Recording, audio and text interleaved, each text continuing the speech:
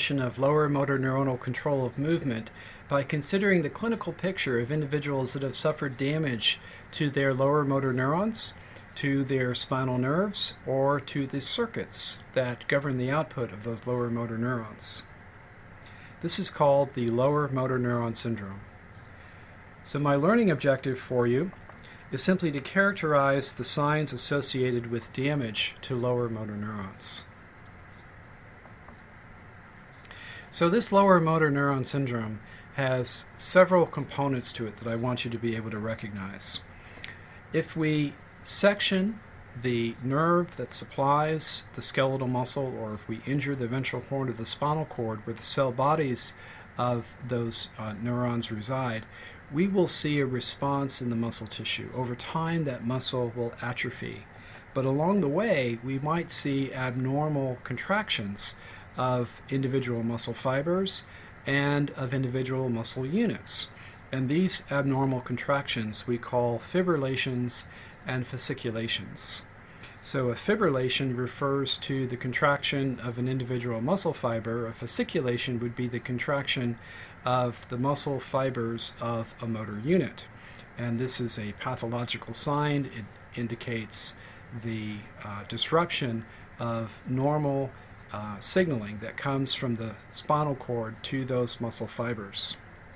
In addition to these changes that reflect the disrupted physiology to the muscle fiber, there are changes that are more directly indicative of damage to the lower motor neuron itself, or the axon that allows that lower motor neuron to communicate to that muscle fiber. And these kinds of signs and symptoms are reflective of the loss of the control of voluntary movement. So there can be muscle paralysis, implying a nearly complete loss of volitional control. Or if the loss of control is less than complete, there still may be profound weakness, and we call this paresis. So the idea is that our brain is sending signals to the spinal cord commanding a voluntary movement like a contraction, and there's profound weakness there. Not because the signal is not being received by the spinal cord necessarily, but rather the output from the spinal cord, or perhaps from the cranial motor nuclei, to the muscle fiber itself is the problem. Now, going hand in hand with this loss of volitional control or this profound weakness would be a loss of our myotatic reflexes. So this is what we call areflexia. So there may be a sensory arc that's intact, but without the output from the alpha motor neuron to the muscle fiber, there can be no reflex. And with the loss of volitional control, with the loss of the reflex, we would expect there to be a profound reduction in muscle tone. So this is a devastating condition that is very characteristically observed clinically.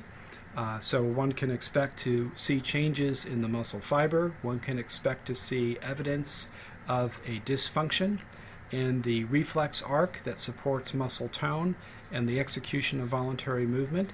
And you should, as you advance in your clinical studies, come to recognize this lower motor neuron syndrome and differentiate it from other kinds of movement disorders. One important differentiation that we'll be making in a set of tutorials that will be forthcoming will be a distinction between the lower motor neuron syndrome and the upper motor neuron syndrome. What you'll discover is that in the hours to days after damage to upper motor neurons, the patient might look very much like a person who has suffered a lower motor neuron injury. But over time, a different set of signs and symptoms will evolve, and that evolution will be a key feature to focus in on. So in addition to thinking about the anatomy that's been injured, you should also recognize the time course of the development of that injury.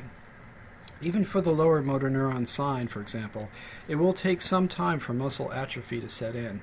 You won't see that right away. Likewise, the fibrillations and fasciculations tend to be indicative of the early phases of injury. Over time, those will subside as the muscle fibers become atrophic. So paying attention to the time course of the development of these signs and symptoms and how they may change is going to be a key aspect of your clinical observation. Well, this concludes our discussion of lower motor neurons. The next time we come together, I trust we will be talking about the means by which upper motor neurons govern the activities of our alpha motor neurons and the local circuit neurons that coordinate their output. So next time, we'll be talking about upper motor neuronal control of movement. I'll see you then.